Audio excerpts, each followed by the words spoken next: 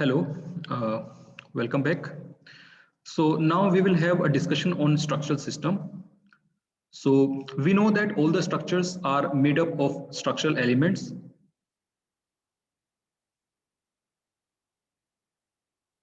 And these structural elements are generally those elements which are actually carrying the load. Now these structural elements can be beam, can be column, okay, and beside this there may be some non-structural elements also.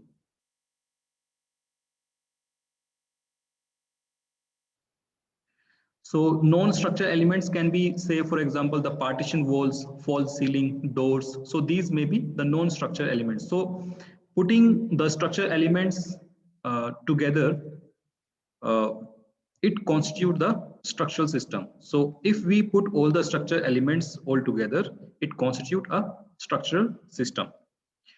Now, so first of all, so first we will discuss about the structural components.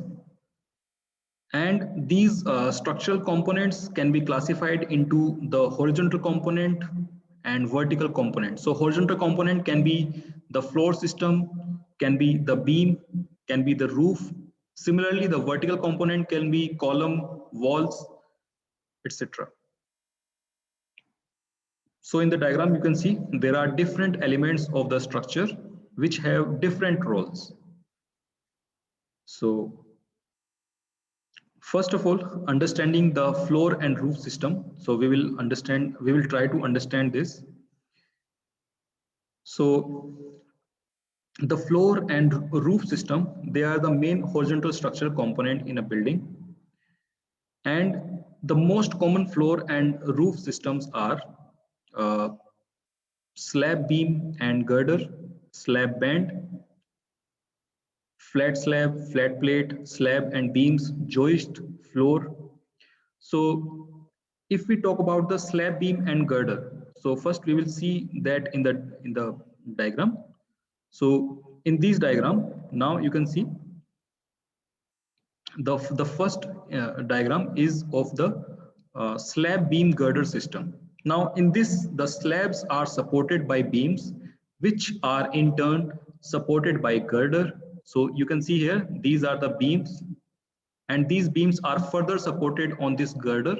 So this girder is again a big beam or a larger beam which is actually supported on the column, but the small beams, they are being supported on the girder. So the girder is the main beam and the small beam are actually the secondary beam. So in this system, the slab is supported on the secondary beam and secondary beam is further supported on the primary beam. So also the beams which are outside uh, of the floor, they are actually called the spandrel beam. So if this is the outside beam of a building, then this beam will be known as spandrel beam. Similarly, then we have the another slab which is called the slab band. Now this is a uniform slab.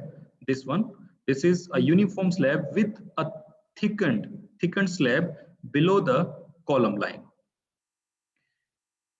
So this thickness is along the column line and it is parallel to the longer span. Okay, so this is again a type of slab which is called slab band. Similarly, then we have the flat slab.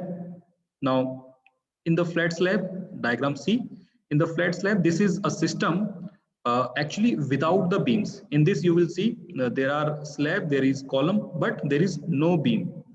Now, in this slab, it is supported by round or square column only. So you can see that in the figure C. And in this system, the slab thickness below the column, you can see this is a little thicker part of the slab. So this thicker part, it is actually known as the drop panel. So it is being done so that there is no shear failure within the, there is no punching of the column through the slab. So that is why below the column, the thickness of slab is being increased. Similarly, there can be another slab which is actually known as flat plate. So the only difference between flat slab and flat plate is that there is no thickened part. So therefore, the load carrying capacity of this slab will be lesser than this one.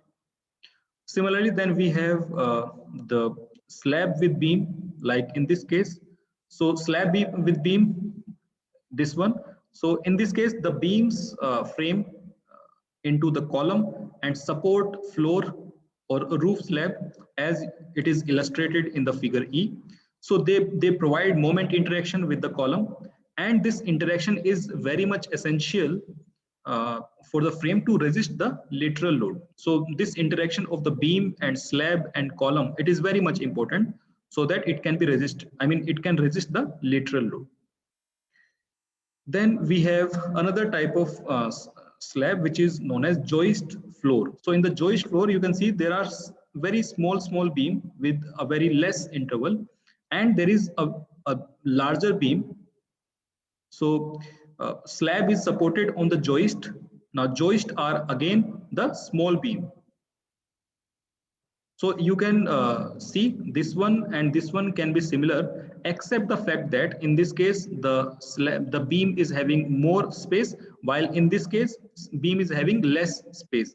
So joist are also the small beam which will be supported on the main beam, and main beam is further supported on the column.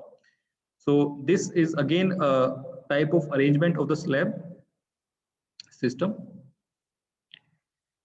Then going to the next slide. So the basic component. Now again coming to the next component, which is the beam. Now beam are actually the horizontal member, and it transmits the load from the floor to the vertical support.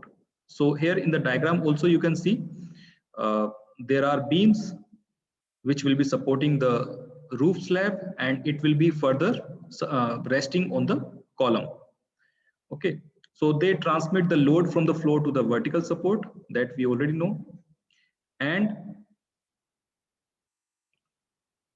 beams are usually cast monolithically with the slab, and they are subjected to the bending and shear, that is also we already know.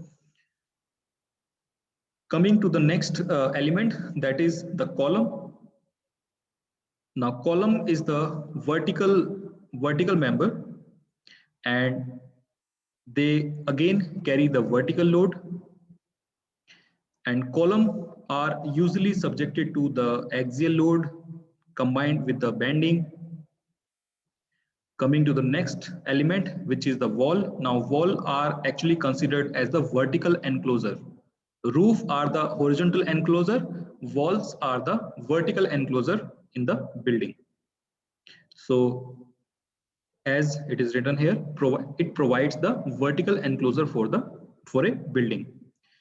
And walls can be a bearing wall, which may be carrying the gravity load only. Now there are some walls which may be provided to support the horizontal load or the lateral load. So such kind of wall which is provided for supporting the lateral load, those type of wall is known as shear wall. So as you can see here in the building. Similarly, the concrete wall which are built in the basement of building, they are subjected to lateral soil pressure. And so in that case, wall which is in the basement, it is supporting vertical load as well as the horizontal load because of the soil pressure. So such wall are known as basement wall. So in the diagram also you can see the basement wall. Then we have another element which is the foundation. So foundation is again a very important element, and foundation is responsible for transferring the load of building to the soil. So as we can see here, transmit the weight of, the foundation is the element which transmit the weight of the superstructure to the supporting soil. And there are different types of foundation which are used to transfer the load of superstructure. So we will discuss more about the foundation in the lecture when we will be discussing about the foundation. Now we will continue our discussion in the next part. Thank you.